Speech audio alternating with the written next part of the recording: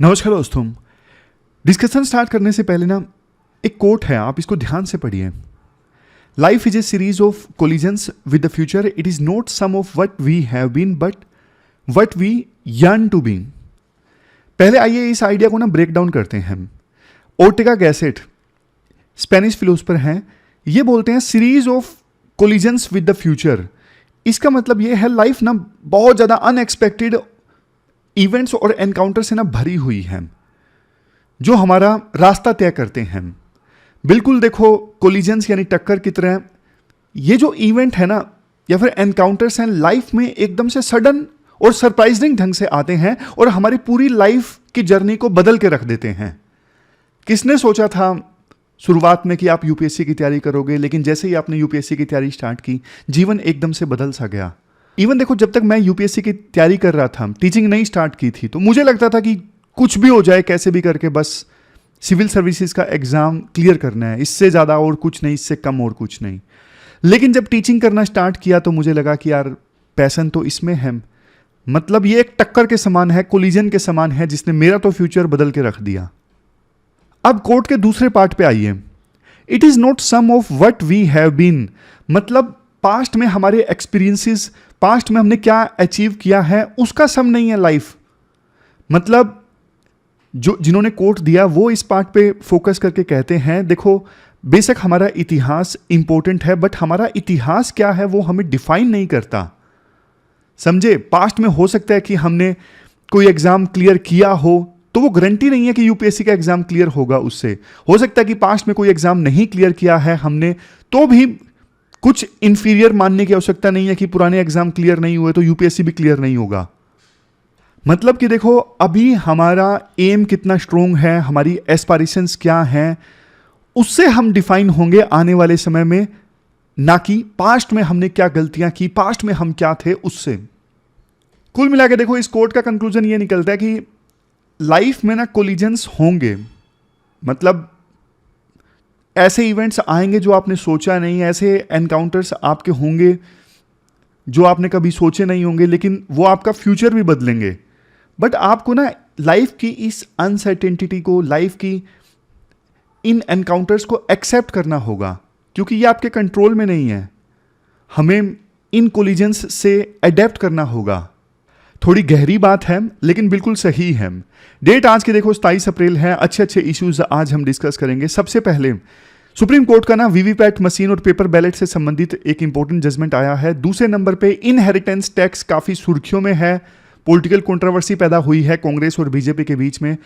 तीसरे नंबर पे श्रीलंका और बांग्लादेश, हमारे पड़ोसी देश, लेकिन ईस्ट पे इनका फोकस बढ़ता जा रहा है।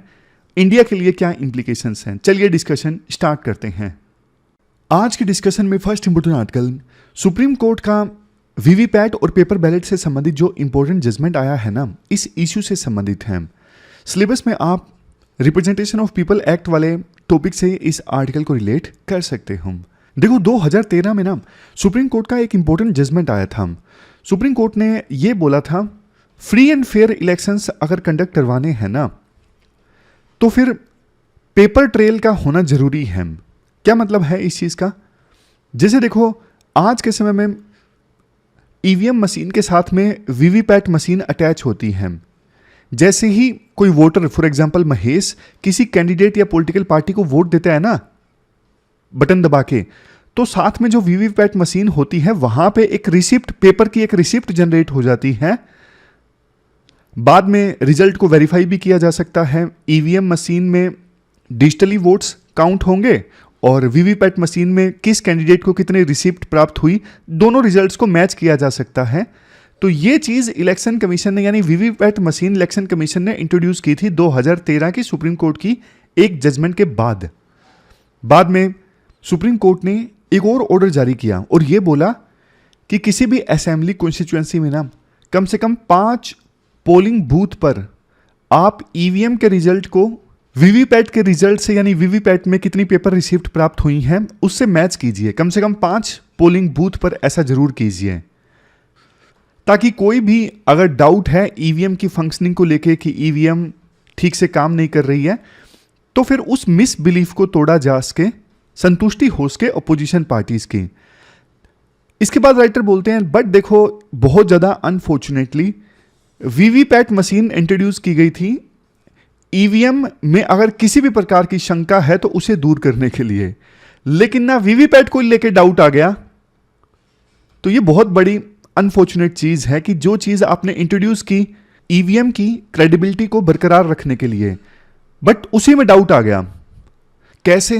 देखो सुप्रीम कोर्ट में ना एक पिटीशन फाइल की गई थी और पिटिशनर ने ना सुप्रीम कोर्ट के सामने कुछ मांगे रखी, 3 मांगे रखी थी। सबसे पहली मांग, वीवीपैट में जितनी भी पेपर रिसिप्ट जनरेट हो रही है ना, सारी काउंट की जाए हर बूथ पे। अभी जो रैंडम 5 बूथ पे काउंट होती थी ना, वो रैंडम 5 बूथ पे काउंट नहीं होनी चाहिए। जितने भी ईवीएम मशीन्स है ना, उसके रिजल्ट को वीवीपैट के रिजल्ट से मैच किया जाए। पहली चीज, अगर ये चीज पॉसिबल नहीं है तो पुराने समय में जैसे पेपर बैलेट से इलेक्शन होते थे ना, वैसे ही इलेक्शन होने चाहिए। तीसरी मांग, वोटर्स को यह आजादी दी जाए कि जैसे ही वो ईवीएम का बटन दबाएं तो जो पेपर रिसिप्ट जनरेट होना, उस पेपर रिसिप्ट को बकायदा चेक करके वोटर उसके बाद बैलेट बॉक्स में डालें। ऐसा प्रोविजन होना चाहिए। अभी तो जैसे ईवीएम का बटन प्रेस करके वीवीपैट मशीन में शीशे में ये पेपर रिसिप्ट दिखती है कुछ सेकंड्स के लिए और बाद में नीचे गिर जाती है, लेकिन पिटिशनर ने यह मांग करी ये शीशे में नहीं दिखनी चाहिए, ये वोटर के हाथ में आए और वोटर अपने हाथों से इसे बैलेट बॉक्स में डाले, चेक करके बकायदा। बट सुप्रीम कोर्ट ने देखो इन डिमांड्स को ना रिजेक्ट कर दिया। सुप्रीम कोर्ट ने बोला कि पेपर बैलेट की तरफ वापस जाना ये तो बहुत ही ज्यादा रिग्रेसिव कदम होगा। हम इतना आगे आ चुके हैं, हमारी ईवीएम की दुनिया भर में तारीफ हो रही है, और हम अगर बैलेट पेपर की तरफ वापस जाएंगे तो बहुत ही ज्यादा रिग्रेसिव कदम होगा। ध्यान देने वाली बात देखो ये है कि इससे पहले भी ना सुप्रीम कोर्ट 2 बार इस प्रकार की मांगे रिजेक्ट कर चुका है। इससे पहले एक बार पिटिशनर ने मांग की थी कि 50% पेपर ट्रेल की वेरिफिकेशन होनी चाहिए, यानी कम से कम 50% वीवीपैट का रिजल्ट मैच किया जाए ईवीएम रिजल्ट के साथ में। और एक और इवन इससे पहले भी पिटिशनर ने 100% वीवीपैट का रिजल्ट ईवीएम से मैच करने की मांग की थी, तब भी सुप्रीम कोर्ट ने रिजेक्ट कर दिया था। लेकिन इस बार ना सुप्रीम कोर्ट ने 2 डायरेक्शंस जरूर दिए हैं। कौन से हैं वो 2 डायरेक्शंस, कौन से 2 ऑर्डर्स सुप्रीम कोर्ट ने इस जजमेंट में पास किए हैं? पहला ऑर्डर देखो, ये जो मशीन होती है ना, सिंबल लोडिंग यूनिट्स, जिसकी सहायता से ईवीएम के अंदर कैंडिडेट के जो सिंबल्स हैं वो लोड किए जाते हैं। मैं फिर से बोलता हूं ध्यान से, सिंबल लोडिंग यूनिट्स, ये देखो वो मेमोरी यूनिट्स होती हैं जिनकी सहायता से ईवीएम में कैंडिडेट्स के सिंबल्स को लोड किया जाता है। समझे? अब जैसे देखो ईवीएम वैसे तो खाली है ना, अलग अलग कंस्टिट्यूएंसीज में अलग अलग सिंबल के साथ कैंडिडेट लड़ रहे होते हैं इलेक्शन, तो कंस्टिट्यूएंसी के हिसाब से जिन जिन कैंडिडेट्स को जो सिंबल मिला है ना, उनको फिर ईवीएम में लोड किया जाता है। और कौन सी मशीन ये काम करती है? ये काम किया जाता है सिंबल लोडिंग यूनिट के द्वारा। तो सिंबल लोडिंग यूनिट को लेकर सुप्रीम कोर्ट ने यह आदेश दिया कि इलेक्शन रिजल्ट के आने के 45 दिन बाद भी इन सिंबल लोडिंग यूनिट्स को ना सेफली स्टोर करके रखना होगा, ताकि अगर किसी कैंडिडेट को दिक्कत है कि हमने बटन किसी और पार्टी को दबाया, किसी और पार्टी के खाते में वोट चला गया, तो फिर 45 रिजल्ट आने के 45 दिनों तक ये सिंबल लोडिंग यूनिट्स इनको संभाल के रखा जाएगा, ताकि कोर्ट किसी प्रकार का जांच का आदेश दे तब तक ये जो यूनिट्स हैं वो सेफली स्टोरेज में रहें। तो पहला ये ऑर्डर सुप्रीम कोर्ट ने पास किया, सिंबल लोडिंग यूनिट्स को 45 दिनों तक सेफली स्टोर करके रखो।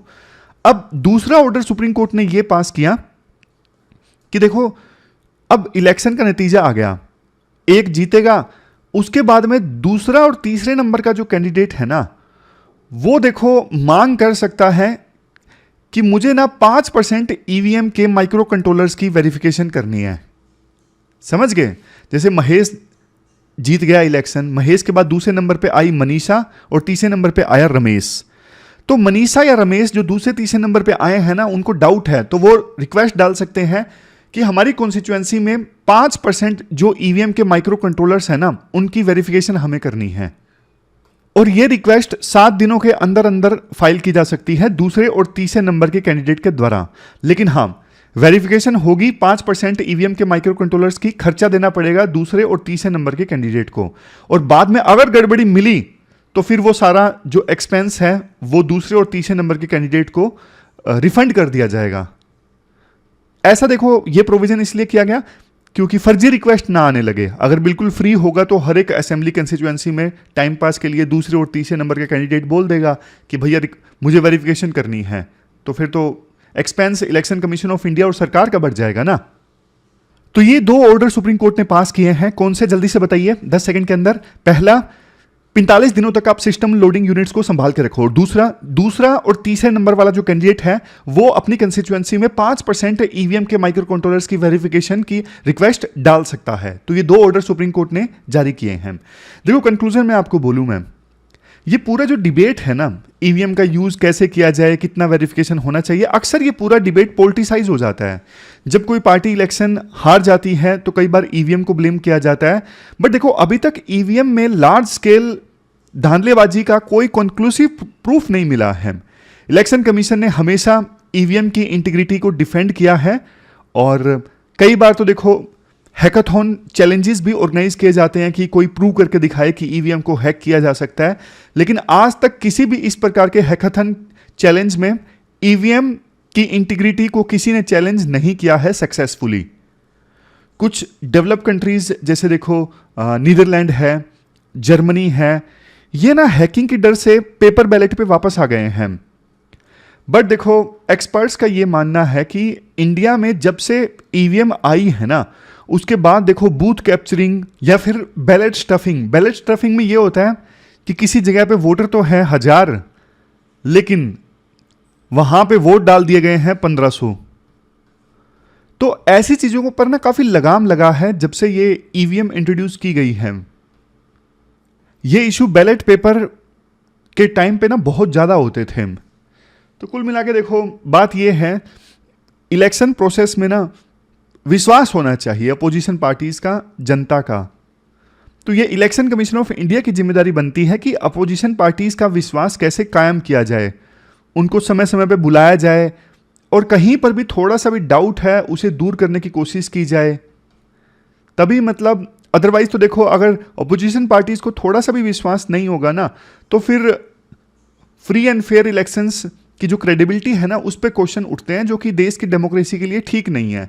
और ये विश्वास कायम करने का जो जिम्मेदारी है ना, वो इलेक्शन कमीशन ऑफ इंडिया की है। तो ये पूरा इशू हमने डिस्कस किया, चलते हैं आगे। इसके बाद नेक्स्ट आर्टिकल देखो, इनहेरिटेंस टैक्स से संबंधित है। काफी पॉलिटिकल कंट्रोवर्सी इस पर जनरेट हुई। पॉलिटिक्स हमारे काम की नहीं है, लेकिन यूपीएससी के हिसाब से डिटेल से इस इशू को हम समझते हैं। अपना सिलेबस में जीएस पेपर 3 के इस टॉपिक से आर्टिकल को रिलेट कर सकते हो। पहले मैं आपको बेसिक्स बताता हूं। इनहेरिटेंस टैक्स होता क्या है? देखो, ये टैक्स ना तब लगता है जब किसी की मृत्यु के बाद उनकी प्रॉपर्टी उनके फैमिली मेंबर्स या फिर दोस्तों को ट्रांसफर होती है ना, तब ये इनहेरिटेंस टैक्स लगता है। इसे देखो एस्टेट ड्यूटी या फिर डेथ ड्यूटी भी कहते हैं। आप एग्जांपल लीजिए, मान लो महेश है, महेश के दूर के अंकल की डेथ हो गई और उस अंकल के ना बच्चे नहीं हैं, तो ना अंकल के पास में ना 10 करोड़ की प्रॉपर्टी थी, 10 करोड़ की प्रॉपर्टी थी। अब अंकल वो प्रॉपर्टी ना महेश के नाम पे करना चाहते हैं, लेकिन जब वो महेश के नाम पे अपनी प्रॉपर्टी करेंगे ना 10 करोड़ की, तो इस पर ना उनको टैक्स देना पड़ेगा, सरकार को वो टैक्स चुकाना पड़ेगा। फॉर एग्जाम्पल 30% है इनहेरिटेंस टैक्स। तो जब भी कोई पर्सन आने वाली जनरेशन को वो प्रॉपर्टी ट्रांसफर करता है ना, फॉर एग्जाम्पल अपने बच्चों को, तो 30% टैक्स उस पर लगेगा मार्केट वैल्यू के हिसाब से। 10 करोड़ की प्रॉपर्टी महेश के अंकल महेश को ट्रांसफर कर रहे हैं, तो फिर 3 करोड़ उन्हें टैक्स के रूप में चुकाना पड़ेगा। ये है इनहेरिटेंस टैक्स। सीधे शब्दों में आपको बोलूं, हमारे माता पिता हमें प्रॉपर्टी अगर ट्रांसफर करेंगे तो उस पे हमारे माता पिता को टैक्स ट्रांसफर करना होगा सरकार को। समझ गए? इनहेरिटेंस टैक्स का आइडिया देखो ये है कि इस टैक्स को अगर लगाया जाए ना, तो देश में अमीर और गरीब के बीच की इनइक्वालिटी को कम किया जा सकता है। ये टैक्स गरीब लोगों की मदद कर सकता है क्योंकि अमीर लोगों की प्रॉपर्टी पर एक्स्ट्रा टैक्स लगने से गवर्नमेंट को ज्यादा पैसा मिलेगा और इस एक्स्ट्रा पैसों को गवर्नमेंट गरीब लोगों की मदद करने के लिए और वेलफेयर स्कीम्स चलाने के लिए इस्तेमाल कर सकती है। ये पर्पज होता है इनहेरिटेंस टैक्स लगाने का। लेकिन देखो राइटर एक चीज बोलते हैं, राइटर बोलते हैं इनहेरिटेंस टैक्स का आइडिया हमारे देश में नया नहीं है। जब देश आजाद हुआ था ना, तो 1953 में सरकार ने ये इनहेरिटेंस टैक्स लगाया था। उस समय इसे एस्टेट ड्यूटी के नाम से जानते थे और 1985 तक ना ये इनहेरिटेंस टैक्स एक्टिव रहा, समझे, मतलब लगा रहा 1985 तक। देखो जब ये लगाया गया था ना, उस समय इंडिपेंडेंस के बाद इनइक्वालिटी काफी ज्यादा थी, तो इनइक्वालिटीज को कम करने के लिए, टैक्स रेवेन्यू को बढ़ाने के लिए ये एस्टेट ड्यूटी यानी इनहेरिटेंस टैक्स सरकार के द्वारा इंट्रोड्यूस किया गया था 1953 में। लेकिन देखो इसकी रेट बहुत ज्यादा थी, 85%। मतलब कि जब देखो कोई फादर या मदर अपने बच्चों को प्रॉपर्टी ट्रांसफर करती तो उन्हें 85% इनहेरिटेंस टैक्स यानी एस्टेट ड्यूटी देनी होती थी। क्या लोग देते थे? अरे नहीं देते थे। वो कोई ना कोई देखो कानून में कमी ढूंढ लेते थे, कोई लूप होल फाइंड आउट कर लेते थे और अवॉइड कर देते थे ये एस्टेट ड्यूटी। तो ना ऐसा ही चलता रहा कई सालों तक। 1985 में जब राजीव गांधी की सरकार थी ना, तो उस सरकार ने ये एस्टेट ड्यूटी का कंसेप्ट खत्म कर दिया। सरकार ने उस समय ये बोला 1985 में कि यार इतना तो हमें रेवेन्यू भी नहीं मिल रहा है एस्टेट ड्यूटी से, उससे ज़्यादा तो खर्चा हो जाता है, एक्सपेंडिचर हो जाता है एस्टेट ड्यूटी को इकट्ठा करने का, क्योंकि लोगों ने ना कोई लूप होल ढूंढ लिया है एस्टेट ड्यूटी को अवॉइड करने का। तो ये सोच के सरकार ने बोला कि यार बल्कि खर्चा ज़्यादा है, रेवेन्यू कम है, तो सरकार ने 1985 में इस एस्टेट ड्यूटी को खत्म कर दिया। अब देखो देश में एक बार फिर से बात चल रही है कि इस इनहेरिटेंस टैक्स को फिर से इंट्रोड्यूस किया जाए। राइटर कहते हैं ये देखो एक अच्छा आइडिया नहीं होगा, क्योंकि ना 1980s के मुकाबले में आज देश की इकोनॉमिक सिचुएशन चेंज हो चुकी है। आज देखो डायरेक्ट टैक्स और जीएसटी कलेक्शन उम्मीद से भी ज्यादा सरकार को प्राप्त हो रहे हैं। इंडिया अब दुनिया की सबसे तेजी से बढ़ती हुई इकोनॉमी है। हमारे पास देखो 100+ यूनिकॉर्न्स हैं, मतलब ऐसे स्टार्टअप हैं जिनकी वैल्यूएशन $1 बिलियन से ज़्यादा है। तीसरा दुनिया का सबसे बड़ा स्टार्टअप इकोसिस्टम वाला हमारा देश है और पिछले 10 सालों में इंफ्रास्ट्रक्चर में बहुत बड़ा इंप्रूवमेंट हुआ है। मतलब इंडिया की इकोनॉमी अभी ठीक ठाक चल रही है। तो आर्टिकल में ये कहा जाता है अगर देखो इस समय पे ये इनहेरिटेंस टैक्स लगाया जाता है ना, तो बल्कि देश को नुकसान होगा। देश को नुकसान कैसे होगा? बहुत सारी कैपिटल देखो मूव कर जाएगी। बड़े बड़े जो उद्योगपति हैं जिनके पास में बहुत पैसा है, अब जैसे अंबानी है, मुकेश अंबानी अपने बच्चों को जब ये पूरा अपनी विरासत ट्रांसफ़र करेंगे, सारी प्रॉपर्टी वगैरह जितना भी उनकी वेल्थ है सब कुछ ट्रांसफ़र करेंगे, तो इस पे उन टैक्स लग जाएगा और वो नहीं चाहेंगे इतना वो टैक्स सरकार को दें। तो वो सोचेंगे यार हम अपना बेस इंडिया को छोड़ के सिंगापुर या फिर यूएई में बना लेते हैं। देखो अंबानी का तो एग्जाम्पल है, मतलब कहने का ये है जो उद्योगपति हैं वो देश छोड़ के जाना स्टार्ट हो जाएंगे। उनको लगेगा इंडिया में यार हर चीज़ पे इतना टैक्स है, इंडिया में रुकने का क्या फ़ायदा।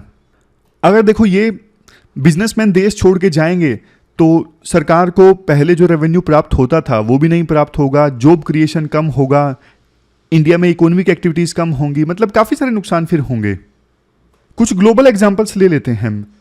देखो जो OECD वाले डेवलप कंट्रीज़ हैं ना, 36 में से 24 OECD कंट्रीज़ ऐसे हैं, ये देखो 24 आउट ऑफ 36 ऐसे हैं जो किसी ना किसी प्रकार का इनहेरिटेंस टैक्स लगाते हैं। 10 OECD कंट्रीज ऐसी हैं जैसे ऑस्ट्रिया, स्वीडन, न्यूजीलैंड, ऑस्ट्रेलिया, इन्होंने इनहेरिटेंस टैक्स को एबोलिश कर दिया 2000 के बाद से। लेकिन जो देश लगाते हैं वो भी वेरी करता है, कौन देश कितना लगाता है, कोई ज़्यादा लगाता है, कोई कम लगाता है। ये देखो जापान में इनहेरिटेंस टैक्स 55% है, यूएस में, नीदरलैंड में, यूके में 40% के आसपास है और अल्जीरिया में इनहेरिटेंस टैक्स 5% के आसपास है। बट देखो वही बात है, लगाता तो इंडिया भी 85% था लेकिन लोग देते नहीं थे। तो इन देशों में भी ऐसा नहीं है कि कंप्लायंस बहुत ज़्यादा हाई है। इसीलिए राइटर बोलते हैं कि देखो इंटरनेशनली जो इनहेरिटेंस टैक्स है ना वो ऑब्जेक्टिव को अचीव करने में सफल नहीं हो पाए हैं। OECD कंट्रीज में इनहेरिटेंस टैक्स जो है ना, वो टोटल रेवेन्यू में सिर्फ 1.5% कंट्रीब्यूट करता है। ये एवरेज है, क्योंकि लोग लूप होल फाइंड आउट कर लेते हैं और इनहेरिटेंस टैक्स पे नहीं करते हैं। इनहेरिटेंस टैक्स इकट्ठा करने का जो एडमिनिस्ट्रेटिव कॉस्ट है वो भी काफी ज्यादा है। और हमें डेवलप कंट्रीज की कॉपी नहीं करनी चाहिए। वो देश डेवलप कर चुके हैं, इंडिया अभी डेवलप कर रहा है। हम नहीं चाहते कि उद्योगपति भारत को छोड़ के जाएं। अभी तो इंडिया को ऐसे कदम उठाने चाहिए जिससे इन्वेस्टमेंट ज्यादा आए, एंटरप्रेन्योरशिप ज्यादा फले फूले, वेल्थ ज्यादा क्रिएट हो। अगर ये टैक्स लगाएंगे तो फिर तो ये सब काम नहीं होंगे। कंक्लूजन में राइटर बोलते हैं, देखो ये बात सच है, हमारे देश में इकोनॉमिक इनइक्वालिटी काफी ज्यादा है और ये कंसर्निंग चीज भी है, लेकिन इनहेरिटेंस टैक्स तरीका सही नहीं है इनकम इनइक्वालिटी को खत्म करने का। अगर जड़ से गरीबी खत्म करनी है ना, आप शिक्षा दो, हर कोई क्वालिटी एजुकेशन को एक्सेस कर पाए, ऐसा प्रोविजन करो। स्किल्स दो आप गरीब लोगों को, उनको कुछ करना आना चाहिए ताकि जिसकी सहायता से वो पैसा कमा सकें। स्किल की बहुत जरूरत है मार्केट में। आप लोन प्रोवाइड करो उन लोगों को जो बिजनेस करना चाहते हैं लेकिन पूंजी नहीं है। इंफ्रास्ट्रक्चर डेवलप करो ताकि सप्लाई चेन्स में जो भी दिक्कतें आती हैं, एक जगह से दूसरी जगह सामान पहुंचाने में जो भी दिक्कतें आती हैं वो ना आए। इसके अलावा rural job creation, agriculture and land reforms, ये सब काम आप करो बजाय इनहेरिटेंस टैक्स लगाने के। ये पूरे पॉइंट्स मैंने समराइज कर दिया आपके लिए। Points in favour of inheritance tax, जैसे इनइक्वालिटी कम होगी, सरकार को रेवेन्यू मिलेगा, वेल्थ ही ज़्यादा कंट्रीब्यूट करेंगे सोसाइटी में और वेल्थ का प्रोडक्टिव यूज होगा। आर्ग्यूमेंट्स अगेंस्ट भी है, जैसे कैपिटल मूव कर जाएगी, एंटरप्रेन्योरशिप पे नेगेटिव इंपैक्ट पड़ेगा, इन्वेस्टमेंट पे भी लूप होल्स ढूंढ लिए जाते हैं लोगों के द्वारा, पे नहीं किया जाता। और कई बार ऐसा होता है कुछ फैमिलीज क्या गिर गया, कुछ फैमिलीज देखो बुरे दौर से गुजर रही होती हैं। अब बुरे दौर से गुजर रही होती हैं, वहाँ पे जैसे फॉर एग्जांपल भगवान ना करे किसी घर में ना फादर की डेथ हो गई, अब उसके बाद प्रॉपर्टी ट्रांसफर हुई बच्चे के नाम पे। ऑलरेडी डिफिकल्ट कंडीशन है, फादर कमाने वाले थे वो चले गए, प्रॉपर्टी ट्रांसफर हुई बच्चे के नाम पे, उस पे वो बच्चा फिर टैक्स भी देगा। ये गलत हो गया ना। फिर एडमिनिस्ट्रेटिव कॉस्ट भी है और सबसे ज़्यादा इंडिया जैसे डेवलपिंग कंट्रीज के लिए ये सस्टेनेबल नहीं है। तो ये पूरा इशू हमने डिस्कस किया। चलते हैं आगे। इसके बाद नेक्स्ट आर्टिकल देखो बिजनेस स्टैंडर्ड का है। हमारे दो पड़ोसी देश श्रीलंका और बांग्लादेश, इनका जो फोकस है ना ट्रेड के दृष्टिकोण से ईस्ट पे बढ़ता जा रहा है। मतलब they are looking east. Beginner aspirant पूछेंगे सर क्या मतलब है इस चीज़ का, ईस्ट पे फोकस बढ़ रहा है। मतलब देखो श्रीलंका बांग्लादेश के ईस्ट में जो कंट्रीज आते हैं ना, जैसे ASEAN countries, Indonesia, Singapore, Malaysia, ये सब, even Japan, south Korea, China, Australia, New Zealand, वो भी फर्दर ईस्ट में आते हैं। तो इन पे फोकस जो है ना श्रीलंका बांग्लादेश का बढ़ता जा रहा है। और इंडिया के लिए क्या इंप्लीकेशंस हैं, सबसे पहले आप एक न्यूज़ देखिए। RCEP, जिसका पूरा नाम है रीजनल कॉम्प्रिहेंसिव इकोनॉमिक पार्टनरशिप, 15 देशों का ग्रुप है ये। इंडिया भी इसमें शामिल होने वाला था, लेकिन एन मूवमेंट पे इंडिया नहीं शामिल हुआ था। 15 देश कौन कौन से हैं? 10 तो देखो आसियान कंट्रीज, फिर China, Japan, south Korea, Australia और न्यूजीलैंड। 16वां देश इंडिया को होना था, लेकिन इंडिया ने ग्रुप में ना शामिल होने का फैसला लिया, क्योंकि इंडिया को डर था चाइनीज माल इंडिया में फ्लड हो जाएगा अगर इंडिया इस ग्रुप का मेंबर बनता है तो। लेकिन श्रीलंका ने अब इस ग्रुप की मेंबरशिप के लिए अप्लाई किया है, RCEP की मेंबरशिप के लिए। समझे? 2022 से ये एग्रीमेंट एप्लीकेबल है, फ्री ट्रेड है इन 15 देशों के बीच में। इस ग्रुप के अंतर्गत श्रीलंका चाहता है कि हम इस ग्रुप का हिस्सा बन जाएं, और 2023 में श्रीलंका ने इसके लिए अप्लाई भी कर दिया था। इसके अलावा देखो श्रीलंका को अभी मेंबरशिप मिली नहीं है इस ग्रुप की, लेकिन जल्द ही इस पे फैसला आ जाएगा। श्रीलंका ने फरवरी में थाईलैंड के साथ में एक bilateral free trade agreement sign किया। मतलब ये जो चीजें हैं ना, ये दिखाती हैं कि श्रीलंका अब अपने ईस्ट में आने वाले देशों के साथ में ज्यादा इंटीग्रेट होना चाहता है ट्रेड के मामले में। लेकिन क्वेश्चन उठता है कि श्रीलंका ऐसा कर क्यों रहा है? तो इसका जवाब देखो ये है, आपको पता है श्रीलंका में इकोनॉमिक क्राइसिस आए थे और श्रीलंका के ऊपर ना एक्सटर्नल डेट बहुत ज़्यादा बढ़ गया था। वो ऐसा इसलिए क्योंकि श्रीलंका का एक्सपोर्ट भी काफ़ी कम हो गया था, समझे? इसकी वजह से श्रीलंका में फॉरेन एक्सचेंज रिजर्व ना के बराबर रह गए थे। अब ना श्रीलंका को यूं लगता है कि यार एक्सपोर्ट इंक्रीज करने की आवश्यकता है, इसलिए ज़्यादा देशों को एक्सप्लोर किया जाए, ज़्यादा देशों के साथ में फ्री ट्रेड एग्रीमेंट साइन किया जाए, ज़्यादा देशों के साथ में ट्रेड किया जाए। तो श्रीलंका अब अपने एक्सपोर्ट को ना डाइवर्सिफाई करना चाहता है। अभी तो देखो श्रीलंका का ज़्यादातर ट्रेड ना इंडिया और चाइना के साथ होता है, लेकिन श्रीलंका इसे ना डाइवर्सिफाई करना चाहता है, दूसरे देशों को एक्सप्लोर करना चाहता है। उसी प्रकार से अब बांग्लादेश पे आते हैं। देखो बांग्लादेश का ट्रेड भी अभी बांग्लादेश का ट्रेड भी अभी चाइना और इंडिया के साथ ज़्यादा होता है। तो बांग्लादेश भी ना श्रीलंका की तरह RCEP का मेंबर बनना चाहता है। ये बांग्लादेश और श्रीलंका की दोनों की रणनीति को देखें तो ये देखो एक प्रकार से ना शिफ्ट है। परंपरागत रूप से देखो ये छोटे छोटे जो साउथ एशियन कंट्रीज है ना, वो इंडिया के साथ बायलैटरल ट्रेड एग्रीमेंट पर रिलाय करते थे। मतलब इन देशों को, जैसे श्रीलंका बांग्लादेश को, इंडिया ही एक बेहतर ऑप्शन लगता था ट्रेड के लिए, बट अब वो चीज़ चली गई। यूक्रेन का रशिया के साथ वार स्टार्ट हुआ। इवन बांग्लादेश जो देखो 2026 में ना अपने लीस्ट डेवलप कंट्री का स्टेटस खो देगा, तो कम टैरिफ पे दूसरे देशों को एक्सपोर्ट नहीं कर सकेगा। तो अब बांग्लादेश को डर ये लग रहा है कि अभी ना उसका एक ही सेक्टर पे ज़्यादा फोकस है, गारमेंट्स पे। तो इस चीज़ से उसे आगे बढ़ना होगा।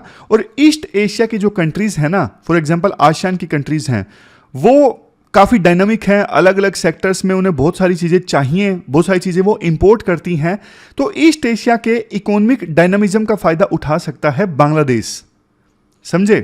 बांग्लादेश के जो ट्रेडिशनल एक्सपोर्ट मार्केट है ना, जैसे यूरोपियन यूनियन, US, वहाँ पे थोड़ा स्लो डाउन है।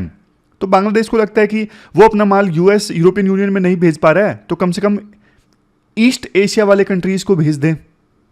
अब लास्ट में बात करते हैं कि इंडिया पे क्या इंप्लीकेशंस हो सकती हैं।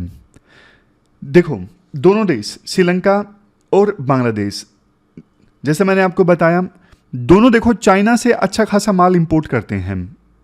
इंडिया से भी करते हैं, लेकिन इंडिया से ज़्यादा चाइना से ये दोनों देश माल इंपोर्ट करते हैं। और चाइना आपको पता है ईस्ट में ही आता है, तो ईस्ट पे ये दोनों देश ज़्यादा फोकस करेंगे। तो इंडिया को ये डर है कहीं ना ये दोनों देशों के ऊपर चाइना का जो इन्फ्लुएंस है ना, वो और ज़्यादा बढ़ जाएगा। पिछले 10 सालों में श्रीलंका ने जितना माल इंपोर्ट किया ना, अगर इंडिया से 1 रुपये का माल इंपोर्ट किया तो श्रीलंका ने 4 रुपये का माल चाइना से इंपोर्ट किया। यानी इंडिया से 4 गुना ज़्यादा वैल्यू का माल श्रीलंका ने चाइना से इंपोर्ट किया। अगर ये बांग्लादेश, श्रीलंका जैसे देश RCEP का सदस्य बन गए, उनके साथ में फ्री ट्रेड एग्रीमेंट हो गया, तो जो डर इंडिया को था ना कि चाइना का माल की फ्लडिंग हो जाएगी इंडिया में, तो अब वो इन देशों के साथ में होगा, श्रीलंका के साथ में, बांग्लादेश के साथ में। इन देशों में चाइना का माल फ्लड हो जाएगा। इंडिया वैसे देखो इन देशों के साथ में ना सार्क का मेंबर कंट्री है, लेकिन सार्क के जो एग्रीमेंट्स हैं ना, जैसे SAFTA, south Asian free trade agreement, वो ठंडे बस्ते में पड़े हैं। तो इंडिया को देखो ये चाहिए कि अपने पड़ोसी देशों के साथ में ना ट्रेड को और ज़्यादा मजबूत किया जाए, ज़्यादा डाइवर्सिफाई किया जाए। अदरवाइज देखो हमारे पड़ोसी देश भी ना, बिल्कुल उनका हमारे साथ ट्रेड कम हो जाएगा और चाइना जैसे देशों के साथ में उनका ट्रेड बहुत ज़्यादा बढ़ जाएगा, जो कि इंडिया के लिए खतरे की घंटी है। फिर ऐसा ना हो जाए बांग्लादेश से चाइनीज़ माल की स्मगलिंग होना इंडिया में स्टार्ट हो जाए, बहुत नुकसान होगा इंडिया को इससे। तो इस चीज़ पे इंडिया को ध्यान देना चाहिए। और फर्दर ये भी इवेल्युएट करना चाहिए कि जिस चीज़ की वजह से इंडिया पहले RCEP का सदस्य नहीं बना था, क्या अब उस चीज़ को, उस प्रॉब्लम को एड्रेस किया जा सकता है? क्या इंडिया RCEP का सदस्य अब बनने के लिए तैयार है या नहीं है? उन चीज़ों को भी इंडिया को इवेल्युएट करना चाहिए। तो ये पूरा आर्टिकल हमने डिस्कस किया। अब लास्ट में क्वेश्चंस देख लेते हैं। क्वेश्चन जो आपको अटेम्प्ट करना है वो देखो इनहेरिटेंस टैक्स से संबंधित है, जो इशू हमने डिटेल से डिस्कस किया। तो ये थी हमारी आज की डिस्कशन। बढ़िया से पढ़िए, अपना ख्याल रखिए। मिलते हैं एक नई डिस्कशन के साथ। Thank you very much for discussion.